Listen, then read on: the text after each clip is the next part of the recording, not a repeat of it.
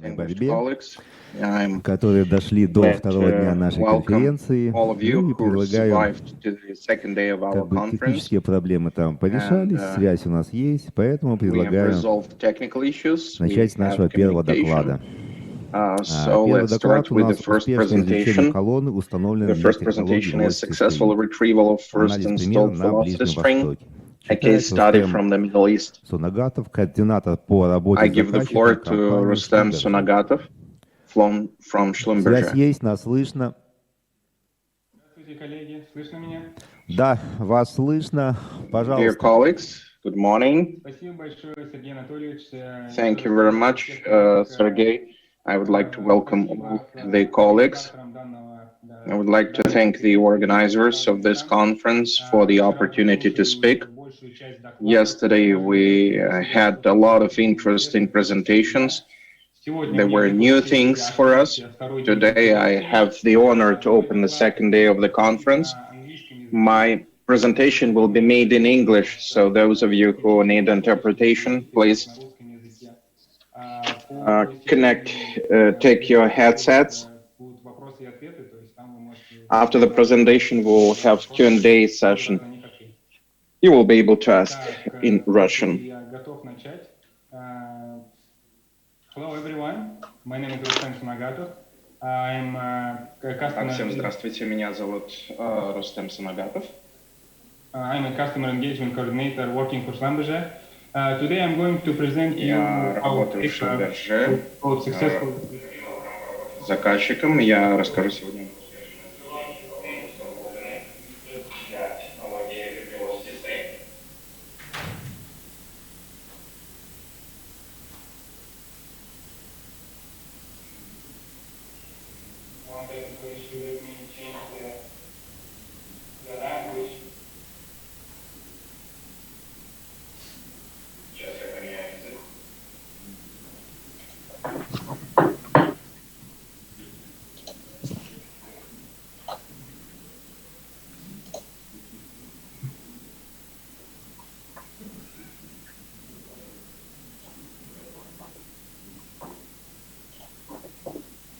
Okay, today I'm going to present you our paper, which is called Successful Retrieval of First Installed Velocity String, a case study from the Middle East. The paper was submitted earlier this year for ICoTA Well Intervention Conference, which was hosted in Houston.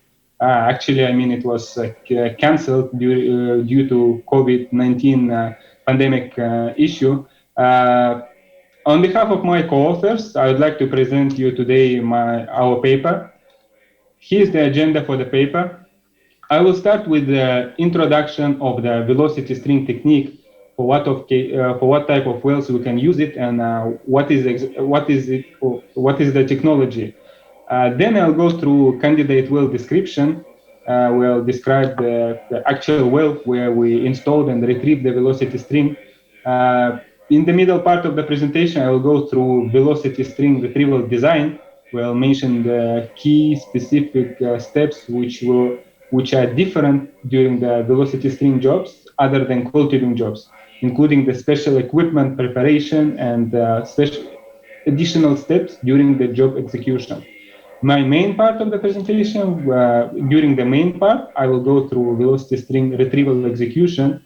We'll show how did we perform the job, and I will end my presentation with lessons learned and conclusions. After the presentation, as I said earlier, there will be a Q&A session. Please feel free to ask any questions if you have. So let me start with the introduction. Yesterday, Ruslan Saldeev gave a presentation about the velocity string technology. It was an excellent presentation. For those who didn't have a chance to attend or have some more questions, let me just give an overall summary. So during the production of the gas well, the reservoir pressure depletes, and it can reach to the point when we do have an insufficient energy to transfer the liquids all the way up to surface. As a result, the liquids accumulate within the wellbore, and it can go to the point when the production of the well declines, or it can even stop completely. So where water can be coming from into the well bore. First of all, I mean, it can be condensate, right? So it can be condensate, which is produced below the dew point.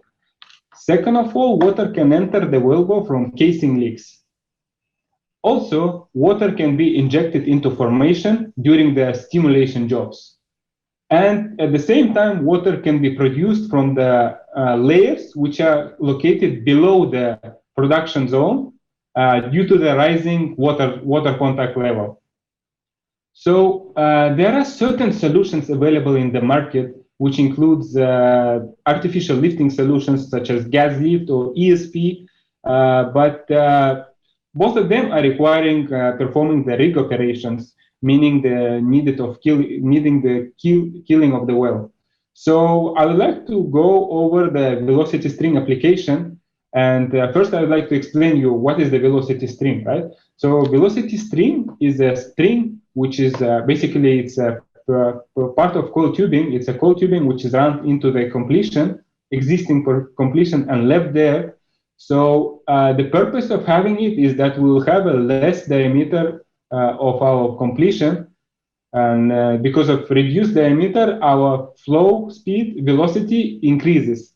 So with the increased velocity, we have higher lifting capacity, and all the fluids are being circulated all the way back to surface, all the way to surface. So we can continue production of the wells which are having the water loading issue. Now I'm switching to our candidate well description. So our well is located in Saudi Arabia. So it's a vertical well with which is drilled in tight sandstone formation. It has a 4.5-inch tubing, which is followed by 7-inch pre-perforated liner. So the well is connected to a sour environment. It has some H2S and CO2 content. And I should say that the well is subhydrostatic. It can be killed by loading water. And let me give you some more information about the production history of the well. So the well was drilled and being produced as an outstanding gas producer in its field for about 15 years. By the end of this timeline, both production and tubing head pressure reduced significantly, and it was suspected that the well has a liquid load-up issue.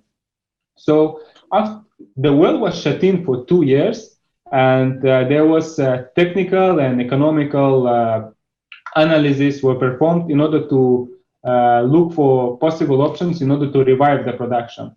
So eventually, the decision was made to run a 238-inch coil tubing as a velocity string.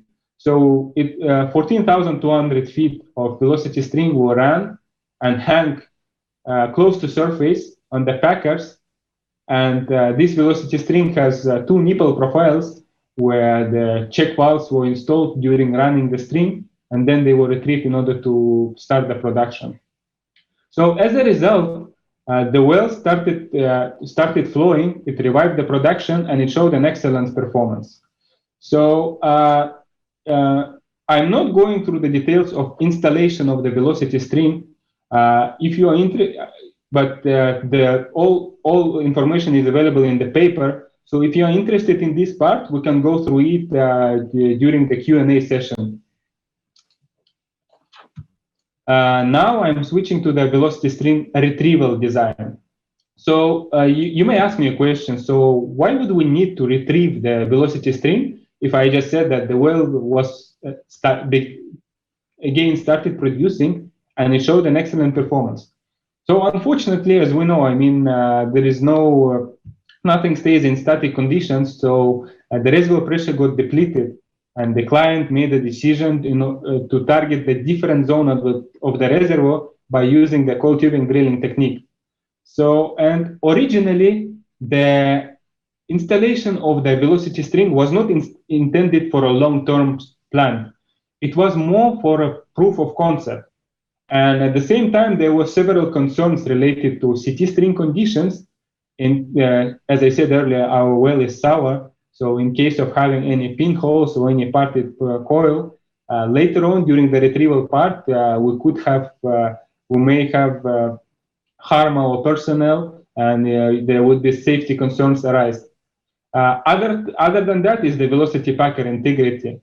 If the integrity is lost, so then we don't have a feature of having the velocity string. So then the gas will be going from the velocity string to tubing annulus, and the velocity will not increase by this. In the lower part of the screen, you may see the main operational highlights, which I'll go now one by one into each slide.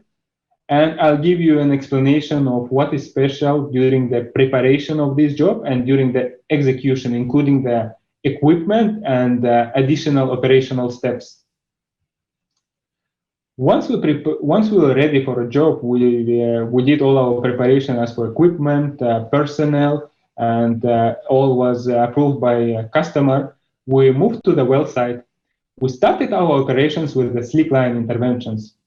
So first operation consisted in drifting the wellbore with gauge cutter. This is to ensure that we do have accessibility all the way down to nipples. Second, we ran the brush and we brushed across the nipples, both of them, to make sure that the retrievable pump-through check valves can be installed across them.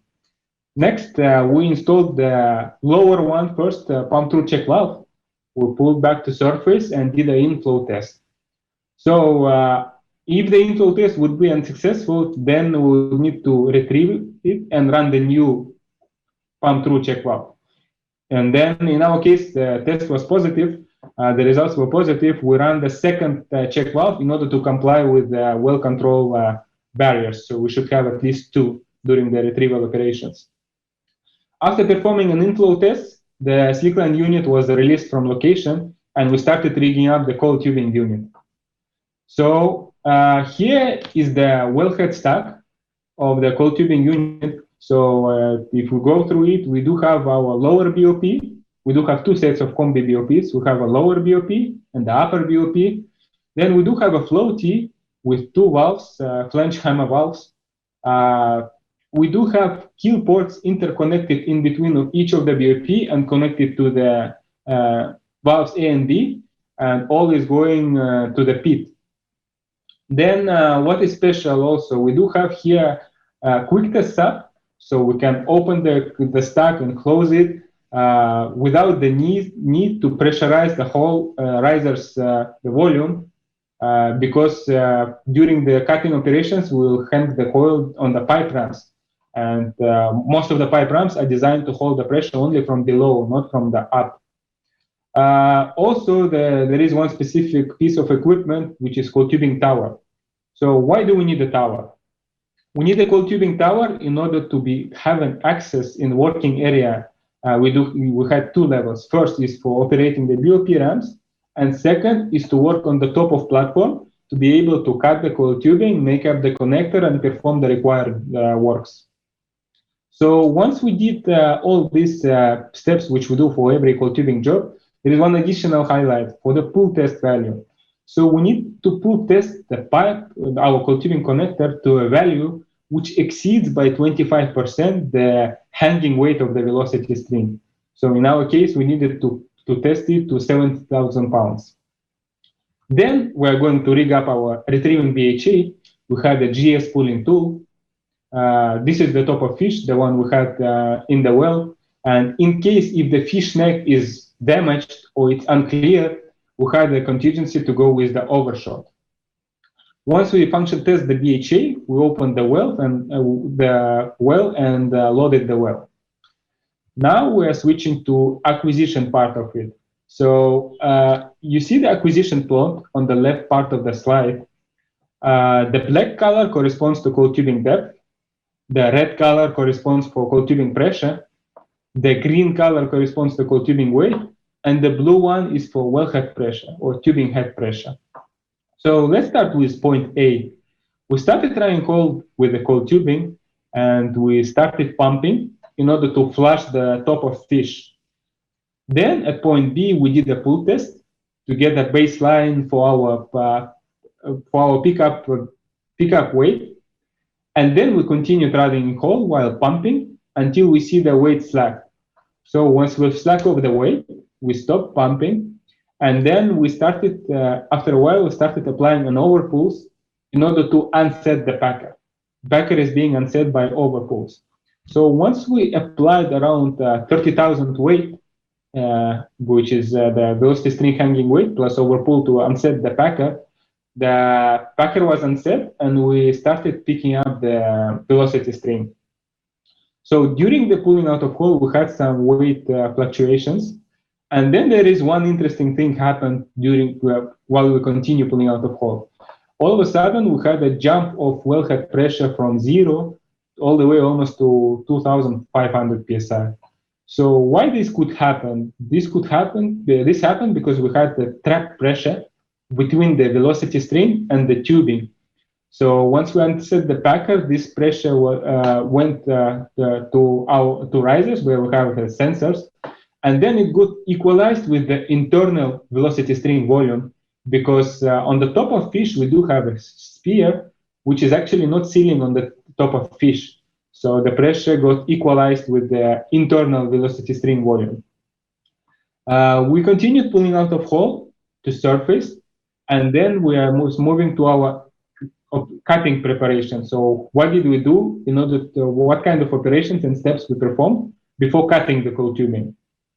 So first thing I should say, we need to perform the inflow test to make sure that there is no flow coming from well, as it's sour environment and personnel can be exposed to H2S.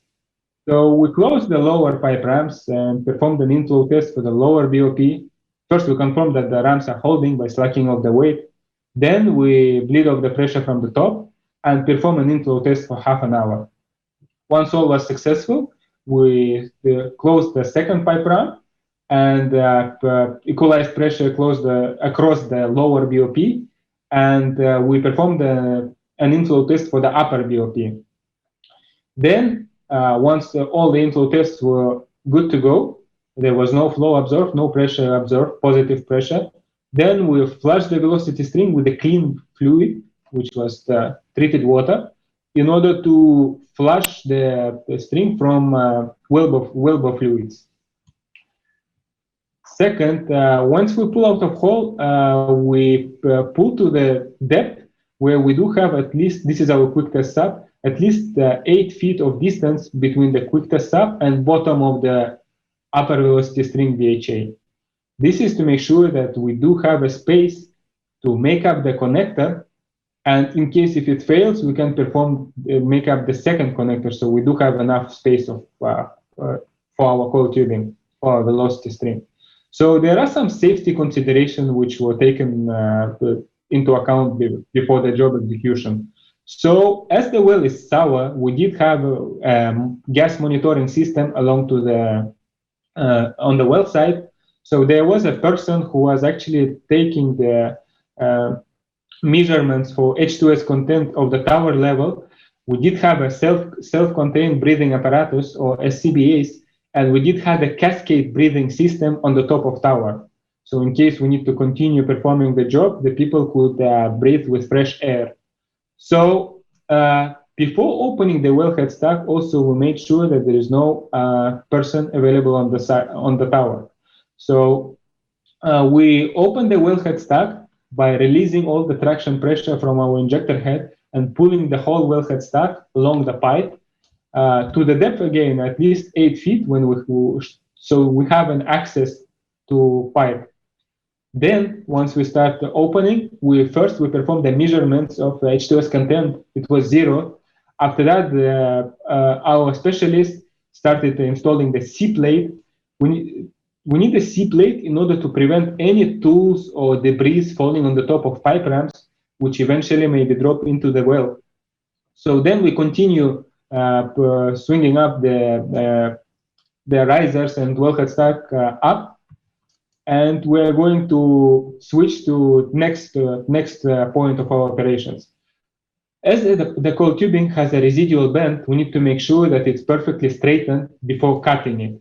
So we installed 4 lifting belts along with cam-alongs and tied them up to the tower. And then we did it for the lower part of the pipe, and we did we put once sling on the one belt, sorry, on the top section as well. So how did we cut the coiled tubing? We didn't use the mechanical pipe cutter in order not to avoid harming of our personnel. We did have a hydraulic cutter. This cutter is being activated by a hand pump.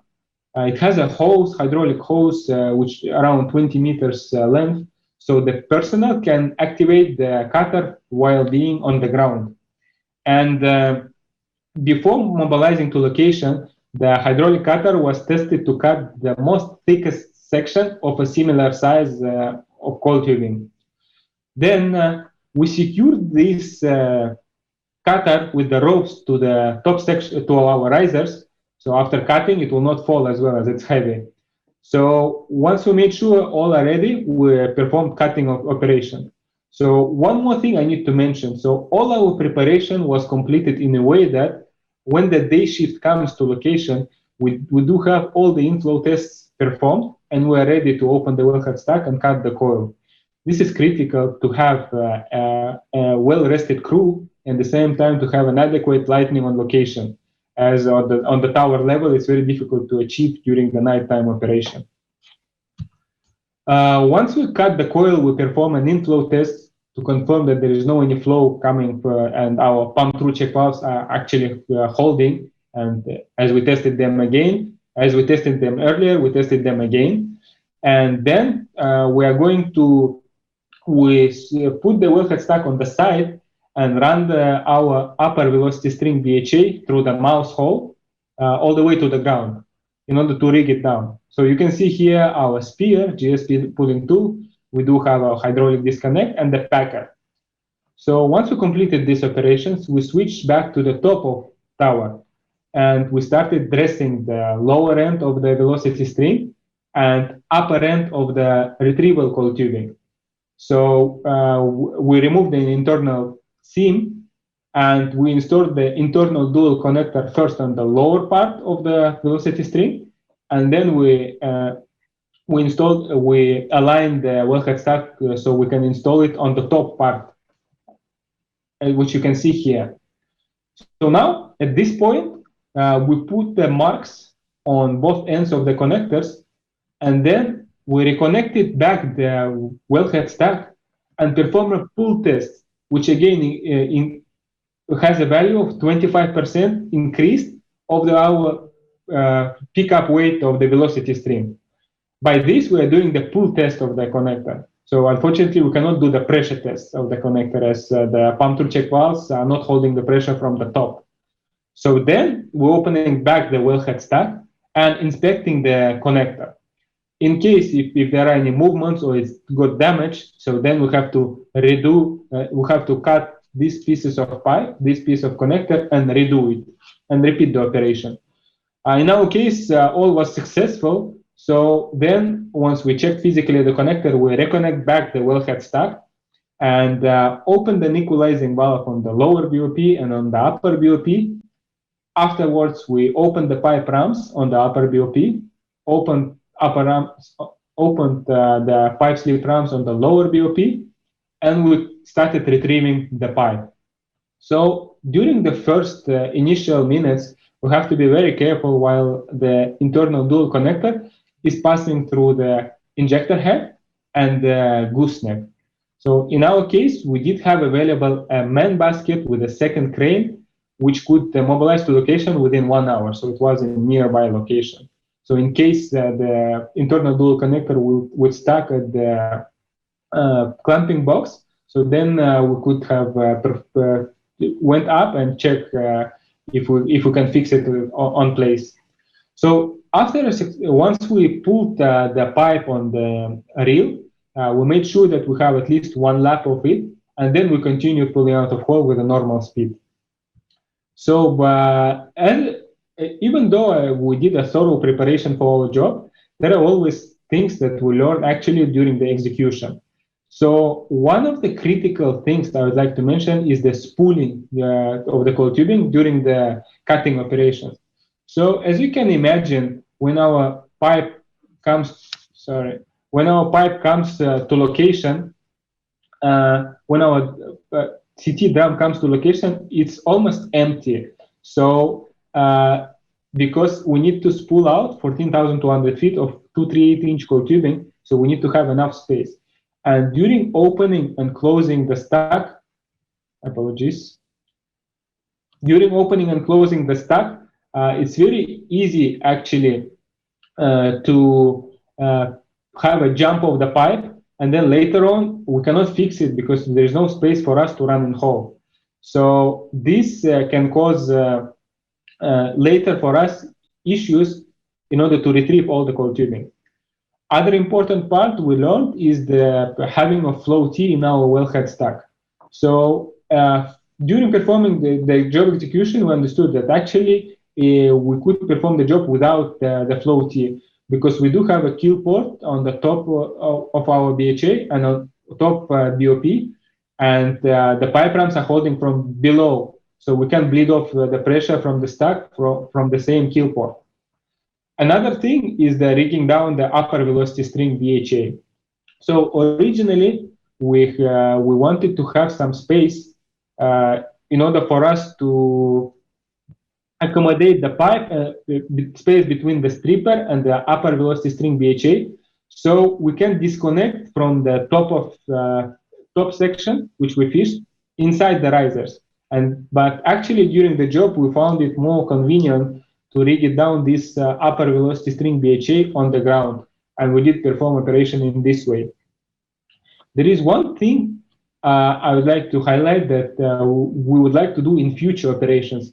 So if we conduct a real-time magnetic flux leakage measurements while pulling out a hole, we would know the condition of the coil tubing during after being in sour well for 3 years. So this would help us to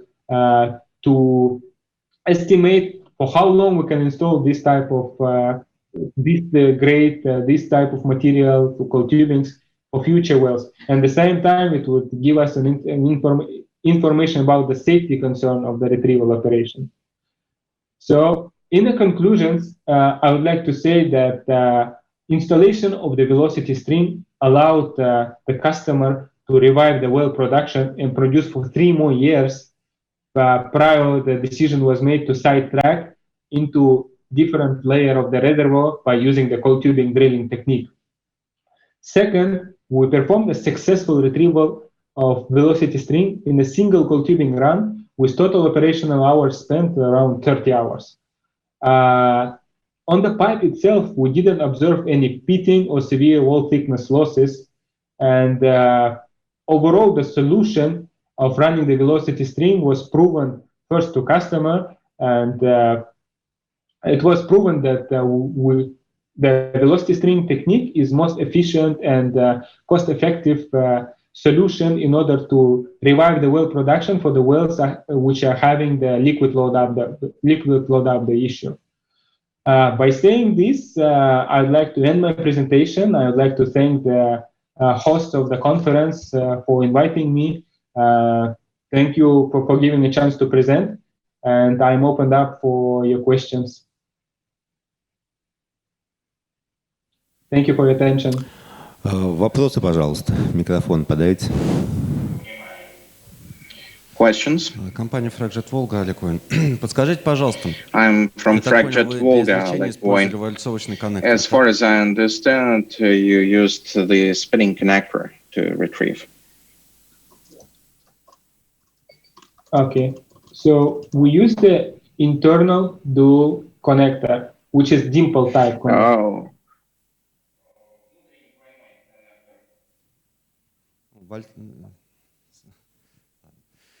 Тогда второй вопрос.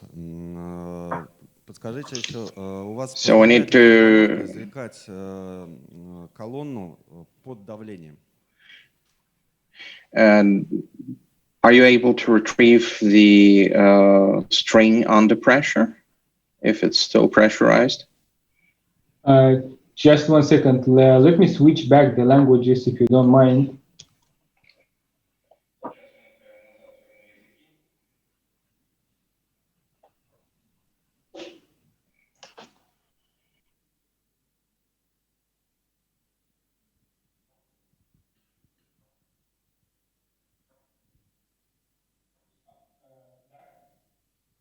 Под давлением позволяет извлекать, да? Yes, do you hear? Can you retrieve it under pressure? You mean when the well is under pressure? Yes, when the well is under pressure. So when you just kill the well, according to your presentation, but can you retrieve the velocity string? It's an additional stage, security stage. We can do retrieval of the velocity string on a live well as well. So we do all our tests that should be negative, the inflow tests, in order to make sure that we don't have any inflow on the surface. And one more question. As far as I understood, you run a valve on a slick line, and so the BHA was not with a single diameter. Yes, it was not a single diameter. If we have a look at the CT, the thickness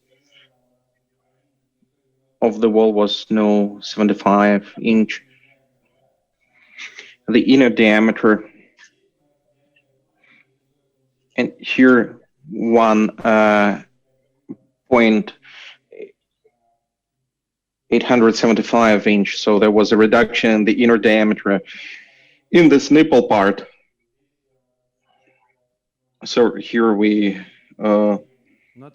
had 0.1 inch. So it was a kind of connector that you had there, because you run it with the plug, then you retrieve the plug, and then you install the plug again and to retrieve the string. Yes, I have a slide with the lower BHA. This is how we installed our velocity string.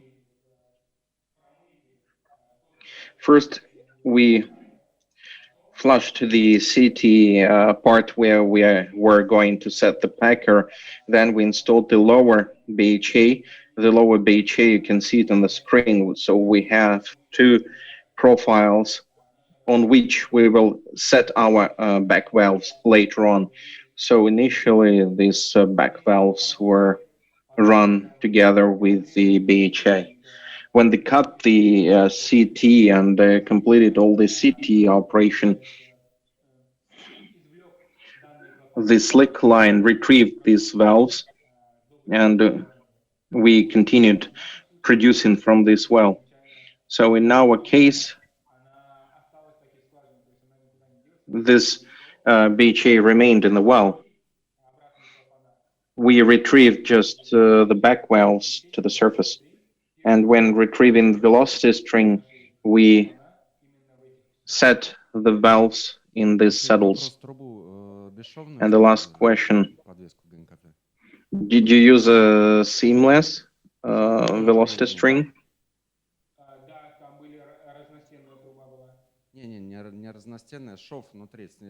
No, I mean not the different thickness. It was a seamless, or no, we had a weld seam. When we installed the connector, we removed the seam. So, but you had a smaller diameter, so it didn't prevent running a slick line. No, it didn't. Thank you. Thank you for the question. Вопросы? Нету. Спасибо, Рустем, вам за No more questions. доклад. Thank you, Rustem, for your presentation. А мы переходим Good к luck. второму And докладу нашей сессии. Это we комбинирование get down to альтернативных the second жидкостей presentation of the session, combining of alternative fracking fluids. Вживую. Шаповалов Антон Владимирович, главный технолог службы ГРП «Пакер Сервис». Ну, тогда вы представитесь сами, пожалуйста. I guess you'll introduce yourself if I made a mistake. I'm Nikita Kornakov. I'm the leading engineer from Packer Service Company. Yesterday, we were a bit jumped by our colleagues from Belarusneft who were speaking about the synthetic agents, and I will also brief you on the successful practices that we've had using different fluids. You know that there are good performance characteristics. They are offered in a wide range of concentrations for gel forming solutions, but in certain geological solutions, it's impossible to use these types of fluids. Furthermore, these fluids have a number of drawbacks, such as formation of the filtration crust or damaging the propant pack with the undissolved gel. Therefore, our company suggests bypassing these shortcomings by using low viscosity hydrofracturing fluids. Why they are so-called clear fluids? Because the testing for residual permeability gives extensive permeability up to 98%. And to prove that particular characteristic, which is an important one for hydrofracturing jobs, we chose the candidate well for field tests already in 2017. We did that polyacrylamide infused hydrofracturing, and the figures from the field tests are on the screen. So they pumped down the guar-based fluid, and then the clear fluids, which actually demonstrated 80% better performance. We also did the high flow rate frac job using the clear fluid, 4 liters per cubic meter, and at propant stage, 6 liters per cubic meter, with the ultimate concentration of propant at 700 kilos per cubic meter. And at the next well, we did microseismic monitoring, and the extended reach of the fracture was 700 meters as compared to 400 meters that were done using the guar-based fluid. Well, radiation measurements are not sufficient to actually confirm the performance of the fluids. Just wanted to stress that our laboratory is equipped with all the measuring devices that are required to provide comprehensive performance confirmation values. And in conclusion, just to prevent the water susceptible formations, we did a number of jobs using a diesel as the hydrofracturing fluid.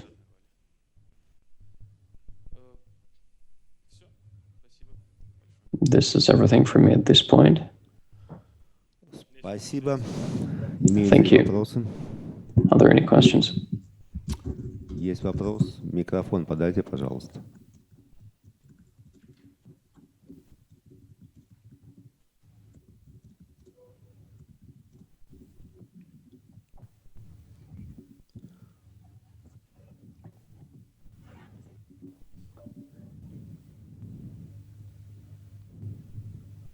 Доброе утро, Марченко Владимир. Good morning, I'm Vladimir Marchenko. Can you tell us a bit in greater detail on what type of fluid did you use, the concentration, just some technical parameters? For the 1172 well, yeah, that was the first candidate well. We had emulsion, polyacrylamide. They produced the liquid gel. And like I mentioned, we had 6 liters per cubic meter. It had the BS formations, rather low temperatures, low tension, and 700 to 800 kilos per cubic meter of propant concentration.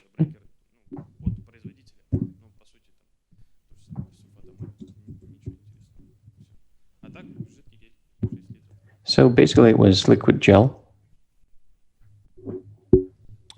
Еще вопросы? Any other questions? Нету. Спасибо. No questions. Okay, thank you for your presentation.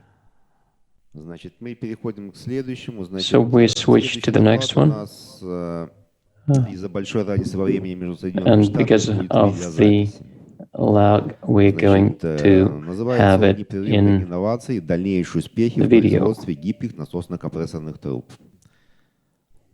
Значит, читает Кевин Эллиот, Нави Coiled Tubing. Пожалуйста. Kevin Elliott from Novi Coiled Tubing. So please launch the I'd video. like to thank the ICoTA chapter for having us give this presentation. We're going to talk today about our advances in coiled tubing manufacturing with respect to quenched and tempered products. So first, I'm going to start by going over what the 2020 market we think looks like. And I think everyone recognizes this is a most unique year with respect to business. So we're making some assumptions in there. So I'm sure if there are people who don't agree, we're making our best guess. We do understand. We'll talk about how we manufacture the tubing, what the benefits are, the compatibility work that we think we've determined, and really what's next on the horizon for us with respect to this product. So the market in 2020 is, we think, really segmented into two different parts. There's the conventional and the quenched and tempered. The conventional, I think, is the product line that those of us with, decades experience are very familiar with, and that is, CT70, CT80, CT90, really all the way up to 140 KSI minimum yield strength. This is a product that has a long history, probably 20, 30 years, even with the bias weld, and then even further beyond, probably 40 plus if we go back beyond that. Somewhere in about 6 or 7 years ago, quenched and tempered products started coming out. So I call them the newcomer, but they're not brand new. Generally, the quenched and tempered products are in the higher strength range. Generally, we're probably talking 100 KSI minimum yield and up. So how is the market segmented? And what I think we see when we look at the segmentation is that it varies by geography. Conventional tubing, really like CT90 is probably the most common grade used worldwide. All over the world, that's using a boxing reference, the undisputed heavyweight champion. That's the biggest seller all over the world. But we think quenched and tempered tubing might be as much as 25% of the global market in 2020, with a lot of it being consumed in the North American land, both the US and Canada, and then some offshore as well in the United States and Gulf of Mexico. So in the Gulf of Mexico and the US and then also the North Sea. There are some other parts of the world that are using quenched and tempered tubing, but most of it is still being used in really North America. We've seen some market entrance into the UAE. I saw a great presentation last year about the use in Saudi Arabia for coiled tubing drilling. We think there's a fair amount being used in Argentina for operations that they're unconventional, so they actually probably look a fair amount like what we see in North America. And there's probably others all around the world that we're not as aware of, but could be using it. And really what we want to talk about is where's the opportunity for this product to get into other markets.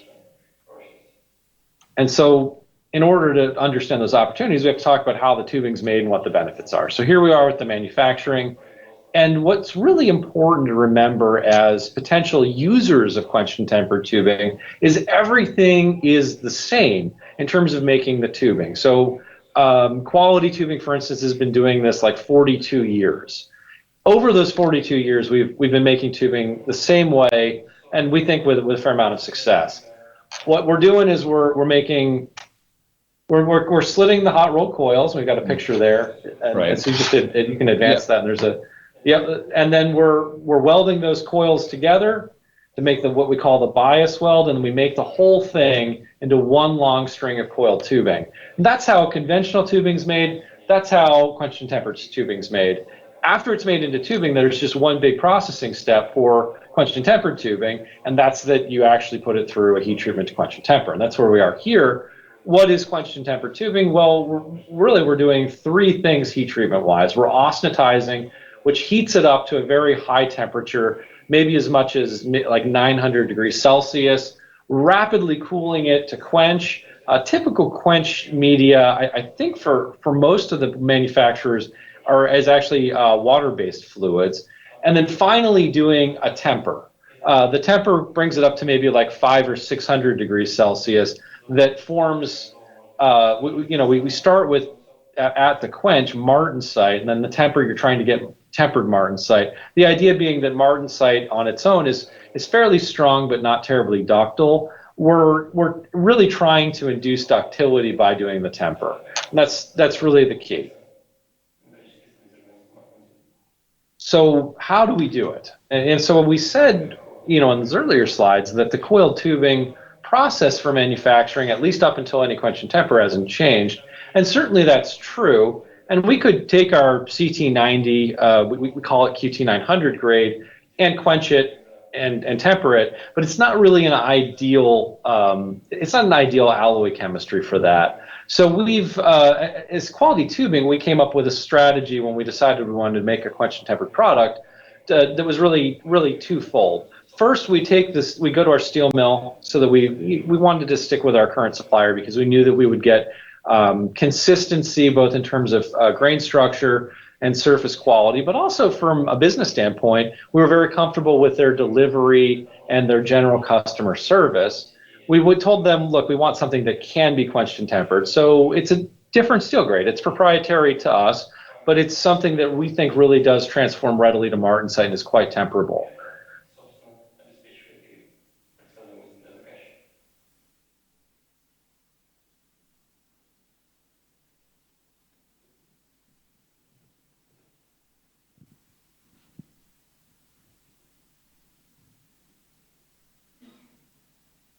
Это конец видео? Doctors, I Техническая think. служба, подскажите. Is it the end of the video?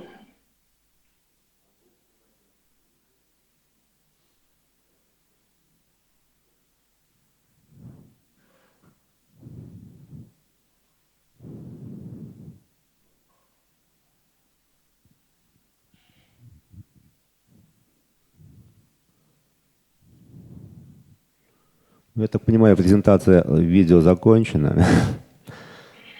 So we had some Спасибо issues записавшим. with the video. Мы переходим к I'd like to thank those who recorded this video, and we get down to the next presentation. Конференции через The интернет. presentation will Называется be Premium done Port как базовая online. технология для эффективной This is разработки Premium Port Чепаковского as a месторождения. baseline technology for development of the Chepakovsky field, Докладчик Ильяс CT and fracking experience of Schlumberger.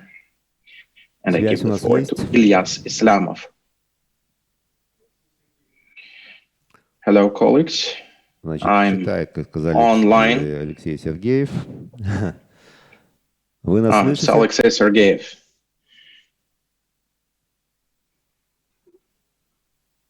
Really, for all of the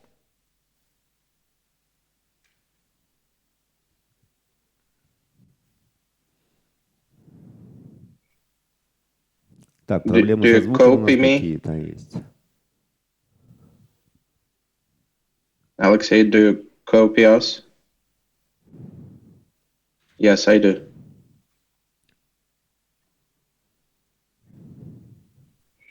So, but Ilyas should start. Alexei, you need to choose the Russian language. So here is Ilyas. Да, сейчас Do you слышно. copy me? It's Ilyas. Yes, now we have you. So thank you. Thank you. Sorry for technical Пожалуйста. issue. I'm ready to start my presentation. Yeah, I will switch on the video now.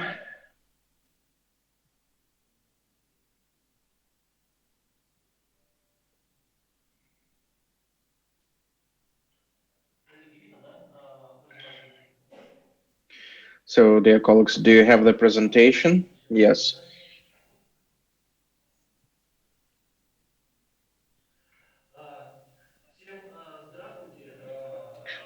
So, I would like to welcome all of you. I am Ilyas Islamov. I am the intensification and flow stimulation process engineer of Schlumberger. I would like to thank the organizers of the conference for inviting me here, and I would like to thank our client for this joint work. I'd like to say that we had a very good cooperation with our segments, our drilling segment, cementing segment, geomechanical, dynamics segment, laboratory part, pre-design analysis of the core and mineralogical analysis of. I will speak about the premium port as a baseline technology to develop the Chepakovsky field experience of Schlumberger with CT and fracturing. So this is the contents of the presentation. I will speak about the field itself, what challenges we faced, and what we did in order to tackle these challenges.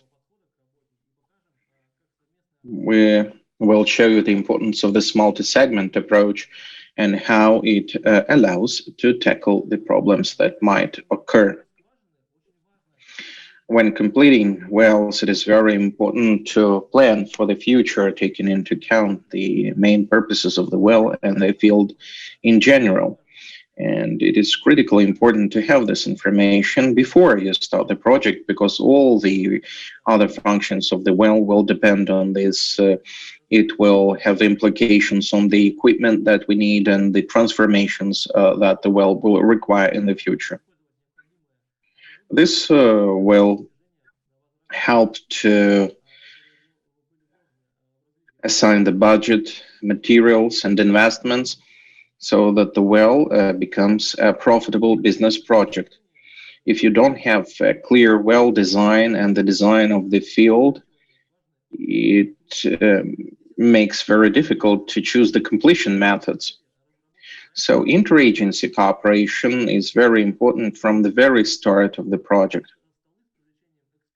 And having roundtable discussions involving experts from every segment is a very important stage. So we need to develop a concept and follow this concept later on.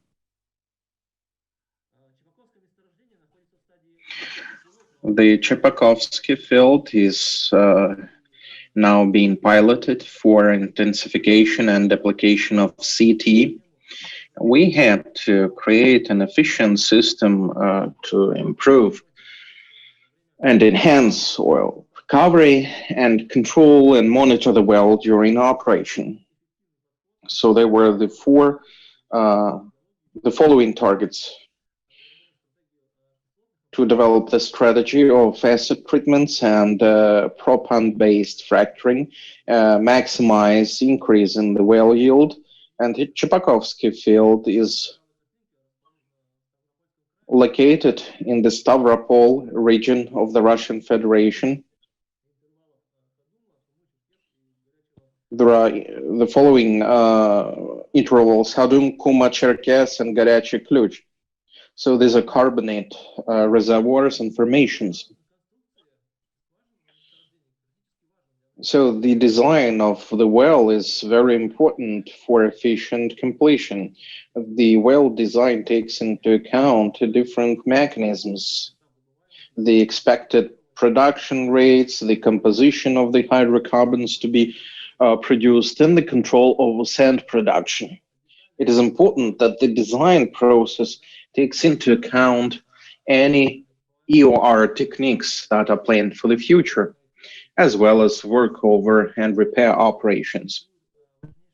We'll understand that there is a linkage between the formation and the proper design of the well in order to maximize the production of fluid. The pre-design analysis showed this linkage that has implications on the design and fracturing.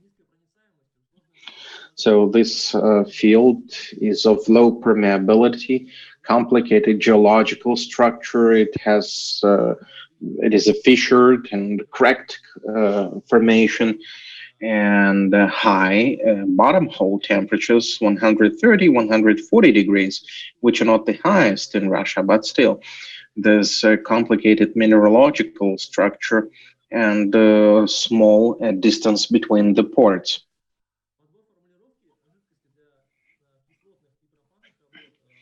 To select the fluid for proppant and acid fracturing, is also limited to the number of chemicals that we have.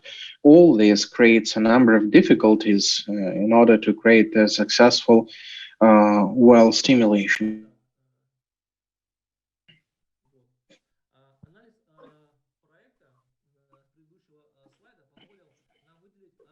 So the analysis of the design from the previous slide allowed us to identify the key success factors. First, this is completion and further operational strategy of the well. In this respect, it is very important to monitor the bottom hole pressure. We need to ensure the hermetic sealing of the port. We need to exactly and accurately calculate the volume to be injected, the volume of fluid or proppant to be injected, and the need for re-stimulation of the well, because this is a depleted field and depleted reservoirs. Second component, this is production and laboratory support. For us, it was very important to update the mineralogical model of the field. And the third pillar is stimulation itself and preparing the action plan. Here, the geomechanical 1D and 3D models are of great importance because it has implications on the geometry of the fracture and the whole process of hydraulic fracturing.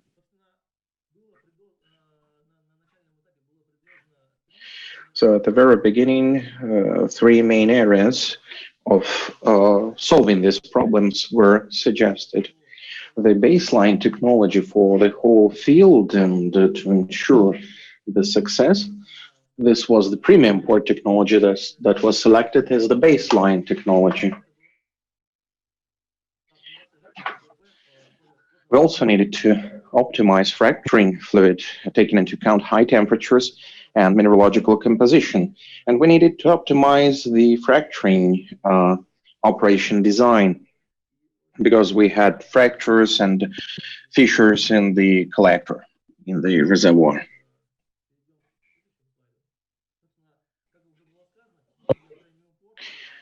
So the premium port technology is the most suitable for this kind of field, where completion, CT, and fracturing fleets are working hand in hand. First of all, CT provides signals to monitor the bottom hole pressure, which is very critical in complex geological conditions. We need to correctly and accurately calculate the amount of frac fluid to be injected. And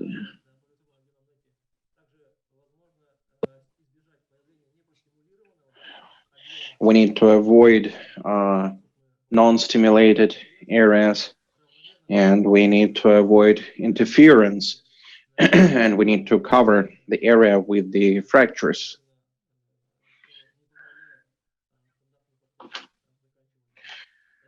So standard completion approach will not allow doing this. There should be also the possibility for repeated stimulation, opening and closing ports if necessary. And this is also very important, operating the depleted oil field. And another important thing for a client is to put the well into operation quite quickly after this fracturing and cleaning out sand in case of sand production.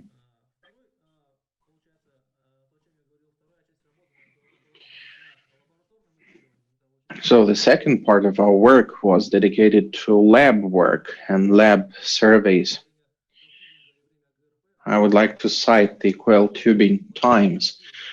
They say that it's important not only to prepare to have a proper recipe, but also to properly produce the fluid. So we worked with the mineralogical composition of our formation in order to select the proper recipe.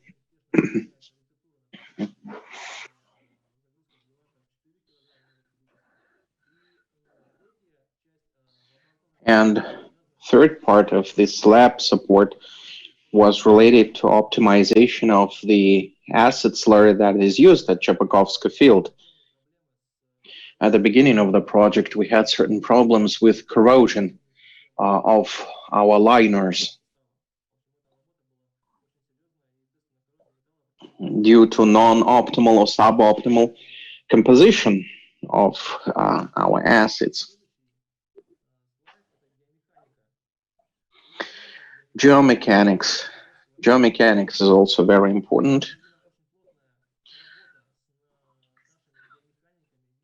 We dealt with the hydrodynamic and specialists in order to build 1D and 3D models for the oil field.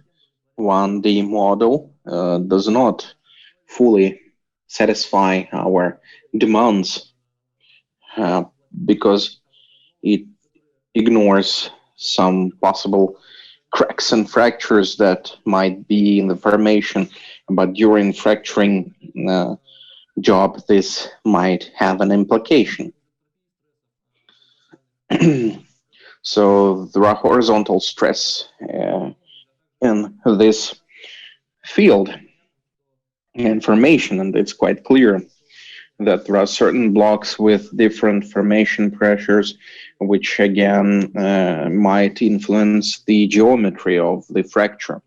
So that's why geomechanics is very important if we want to optimize the geometry of our fractures.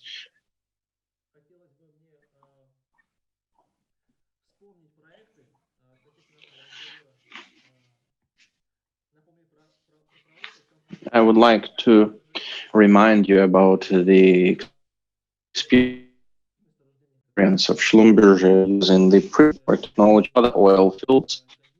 This is Vinogradova, Novoportovska, and Kandinska fields. And you see from this table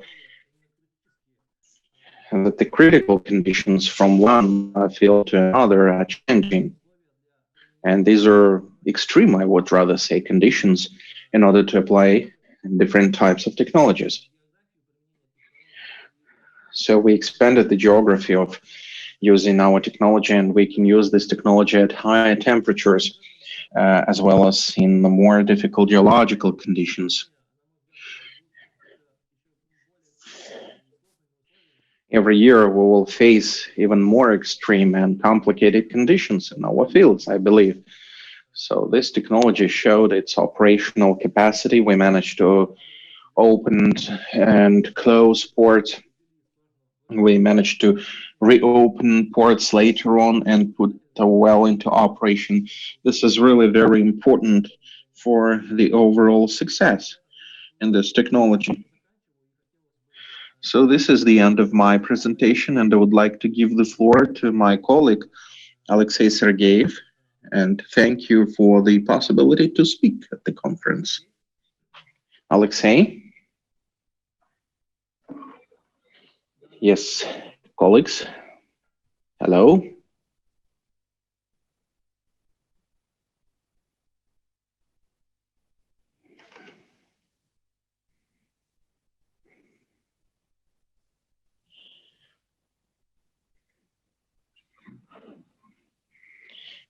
Can you see my screen?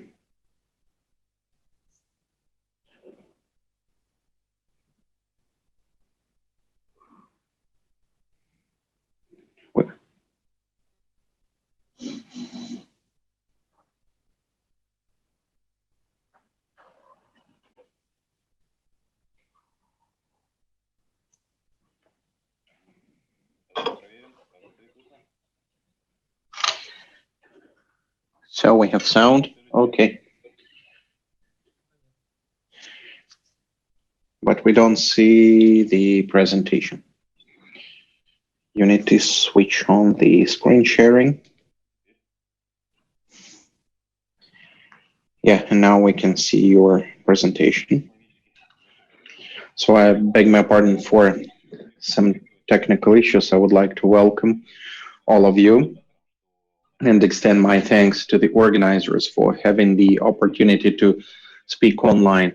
My name is Alexey Sergeyev, Chief CT Engineer, and I will continue Ilyas's presentation about introduction of the premium port technology. So this technology has been used for long. Over the recent 4 years, we're using this technology. Many of you have heard about this technology in the previous conferences. This field, the Chapakovsky field, it's quite complicated from the geological viewpoint. On the screen, you can see the summary on the wells that we have there. So in 2016, we had an integrated research of the collector, and together with the operator, our team developed a new concept of drilling based on building horizontal wells with the frac completion. Investments were made to conduct a pilot project, and they signed an integrated contract with us to drill and to do one well on a turnkey basis. So this is a high-tech horizontal well with the multi-frac completion. From year to year, we have more of such wells appearing. That's why we need to improve the efficiency of drilling and operation of such wells completed with multi-fracturing. And the question is, what kind of assemblies do we select for such kind of wells? Our client considered two options, the ball-activated ports and the controllable sleeve ports. So we all know the disadvantages of the ball assemblies, and we know the advantages and disadvantages of the sliding sleeve assembly. So our client tested two wells with the ball assemblies, and they didn't manage to activate the port at one moment, and they lost all the above formation sections. They couldn't continue proper work on the well. So other projects use the premium port technology. So the technology is well tested in our company. We conducted hundreds of operations, and each work starts with the preparation of the well bore. What we can see on the screen, we need to clean the well bore, to flush the well, remove all the debris. And if you neglect this phase, even at this field, we encountered breakages and failures of the equipment if you do not conduct proper preparatory work.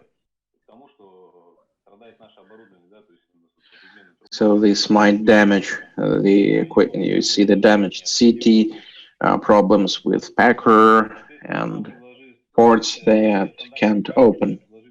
So we just decided to abandon standard practices and offered our client a different concept.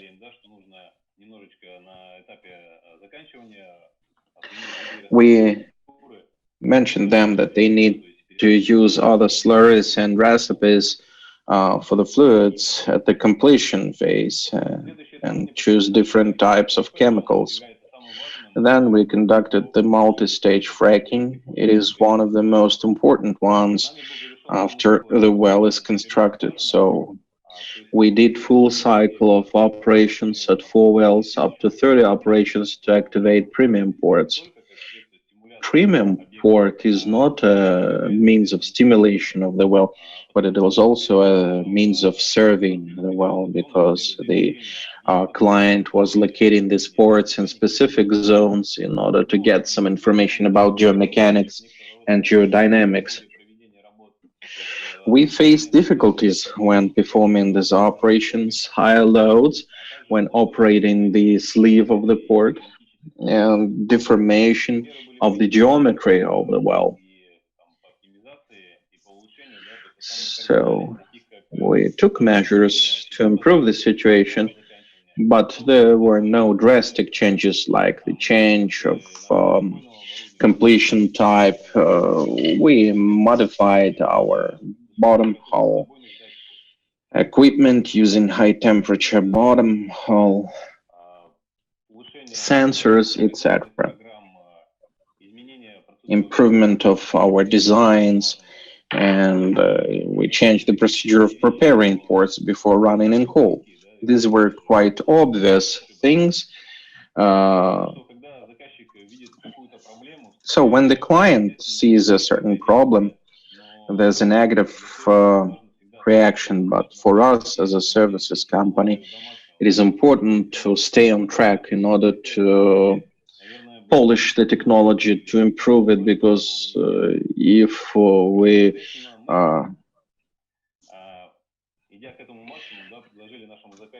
so we suggested to our clients some solutions, new measures, and try out some different completion or location of the completion elements. And I mentioned we is not only the CT and the fracturing team, but in general, we applied the integrated scheme. It is a big team from the commercial and sales department to some technical services that are implementing all the solutions. And when you introduce a new technology, some teams might sacrifice profits in order to try and test various technologies, because we might not be sure whether it is successful or not. But if it proves to be successful, then it will be beneficial for all, for us and the client. So at the end, as a conclusion, I can say that the market peculiarities are such that we face some extreme and hard conditions for our equipment and technologies, and many problems are caused by lack of dialogue between representatives of different service companies. And this also has implications for the client. Whenever a service tries to solve only its own problem, the client is trying to get the whole job done. So, and we offer the inter-segment cooperation between different teams and services, because separate segments will not tackle the whole problem. So our client completed the first in the region construction of horizontal wells. They achieved better than planned well yields, and it allowed our client to continue operating in very difficult conditions in 2020, especially in the first half of the year.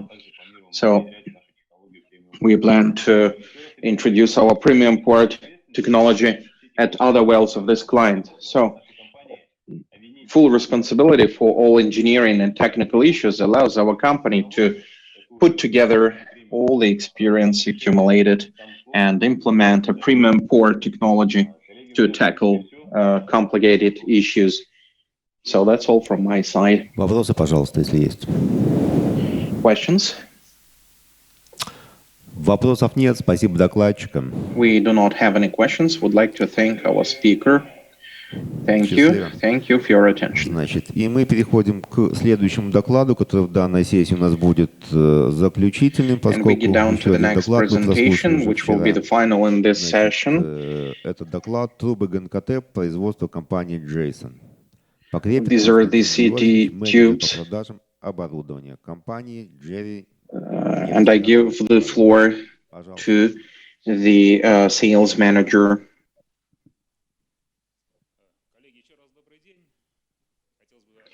Dear colleagues, good afternoon. On behalf of Jerry Oil Gas Equipment Company, I would like to thank the organizers. So yesterday we decided to change our presentation in order to shift the focus from the production of tubing to research and development. I think that it will be of great interest for all the participants.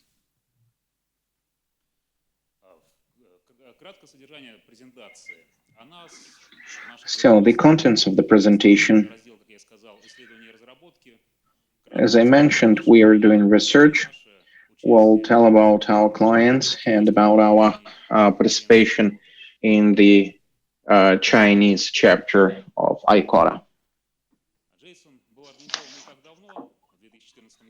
So Jason is a young company. It is part of Jarek company. And in our production, we use modern technologies and following strict standards. The main purpose of our company is not just follow the standards, but to achieve certain excellence in standards. We do a lot in terms of occupational safety and environmental protection. We improve our labor safety approaches and environmental approaches. Manufacturing is located in Yantai near the South Chinese Sea, more than 128,000 meters of capacity.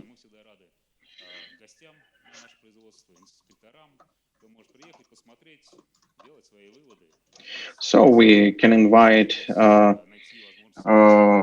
inspectors and others who can discuss the possibility for cooperation with us and joint production.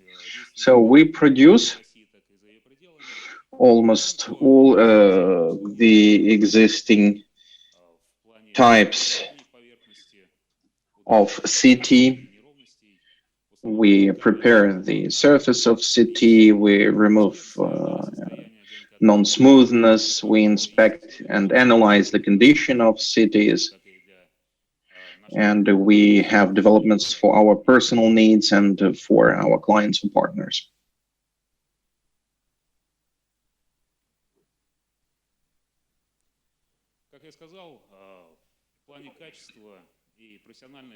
As I mentioned, in terms of quality and professional support, we have very good experts.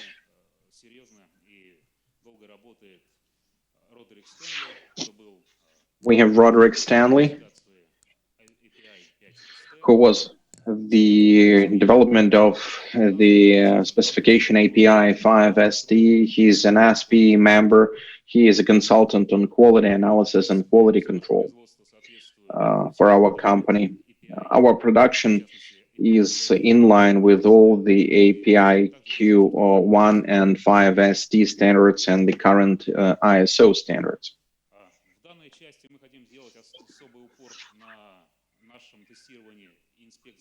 Here we would like to focus on the testing of the input material and the output products that we have at the factory.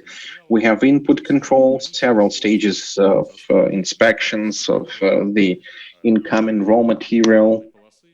We check the composition, we check every stripe for rigidness, and we do metrological checks of our stripes and the material. Every stripe is checked. So the production line also implies strict controls and all types of tests. So this standard is strictly observed.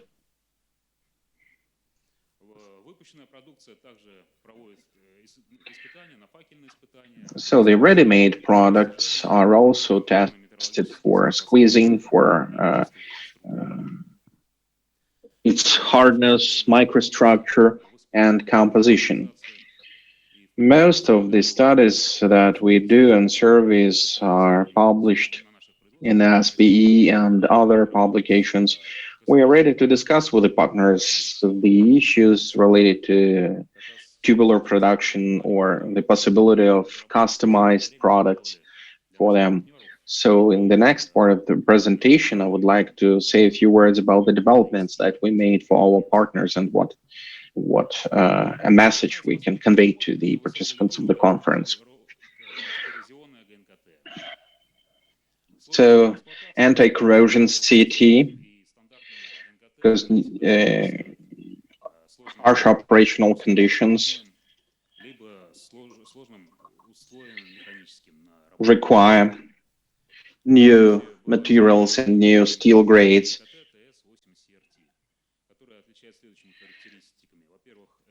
So we have the following steel grade, TS80CRT. This is the high alloy steel. It is harder, less susceptible to cracking, and we have the premium weld for this type of steel. And I can tell you in more detail for those of you who are interested about the type of this grade. This type of CT shows 3.5 times better performance in terms of bending and mechanical stretching compared to standard TS80, TS90 CT. Besides, the high alloy steel allows to extend the lifetime 2.5 times compared to TS90 or TS110 in terms of mechanical or abrasive erosion. So we have tests conducted. This research has been published in various journals, and we can sell this CT to our clients.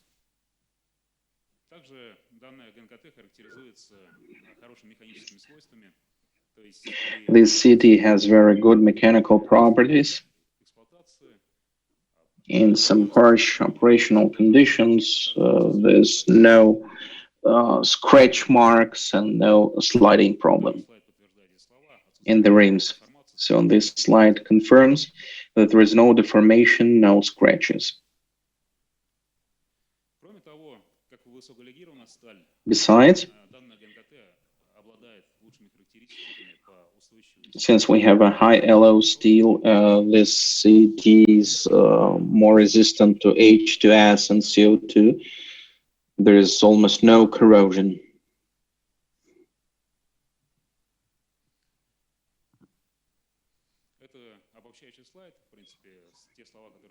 So this is the general slide that repeats what has mentioned before. Let's get down to the next technology. So our client who is working in high temperature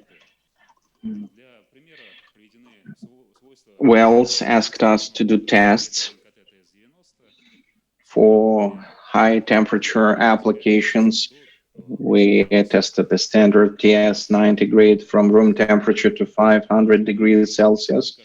We had long-term heating of this CT for more than 30 minutes, or around 30 minutes. We kept each of the samples in each of the tests. So this table contains numbers, but I would like to show you the charts. It shows that the mechanical properties of CT up to 300 degrees are changing, but it's a linear change. After 400 degrees, there's a sharp change in properties. So up to 300 degrees, the reduction in the tensile strength is around 10%. For yield strength, it's also around 10% reduction up to 300 degrees. At the same time, after 400 degrees, there's a change in the properties, and 500 degrees is a critical temperature for CT. Another research was done by the request of the client how different mechanical damages affect the lifetime. Mechanical damage is one of the most common damages to CT.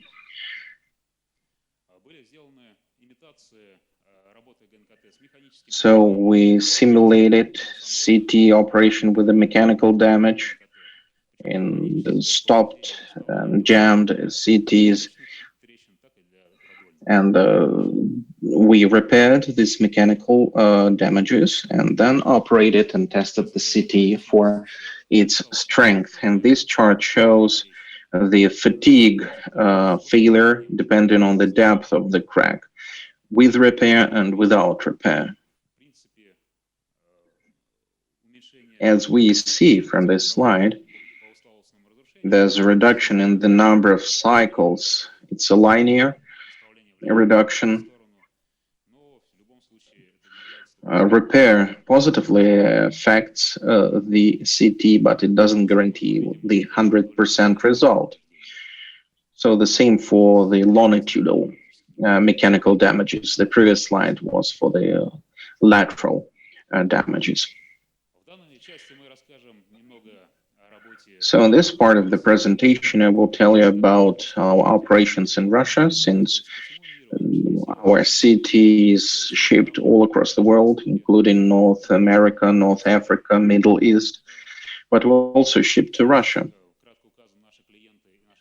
So you can see our main clients and factories. So Middle East, Russia, Canada, and China. These are the four basic target countries, but we supply to more than 50 countries of the world, and we do not have any limitations in terms of supplies and shipments.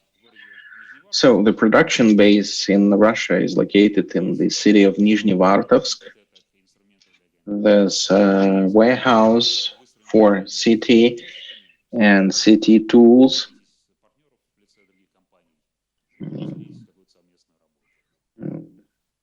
We are open for cooperation with our partners. And the final part is about participation of Jason in Chinese chapter of ICoTA.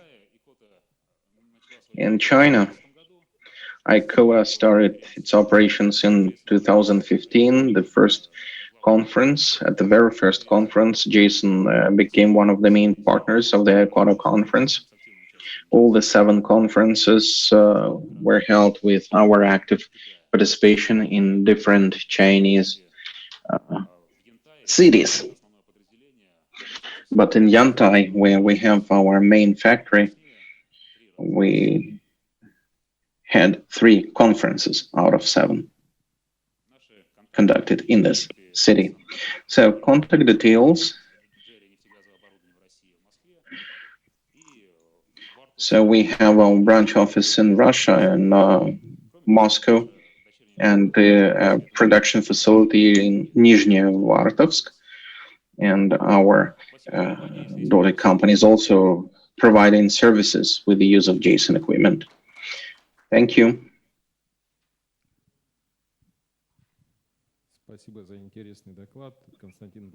Thank you for a very interesting presentation. I'm Konstantin Burdin from Schlumberger. I have a question about the stainless steel tubular.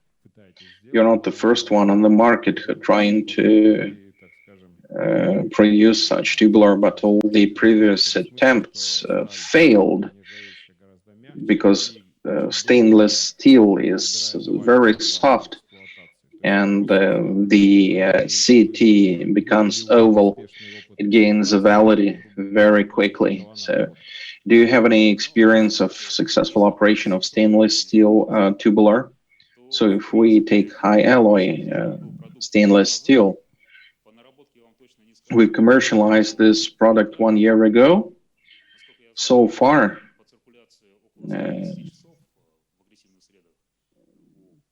circulation was 130 hours in aggressive environment, and there were no problems in terms of mechanical wear and tear and validity. We didn't have any problems so far. Нет. Тогда спасибо, Any more Константин, за questions? доклад. Thank you, Konstantin, for your presentation. Thank you.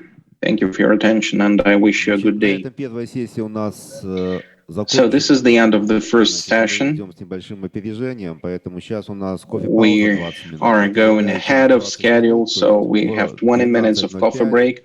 And let's собраться здесь reconvene на here заключительную in сессию. 20 minutes, 12:05, and we will have the final session.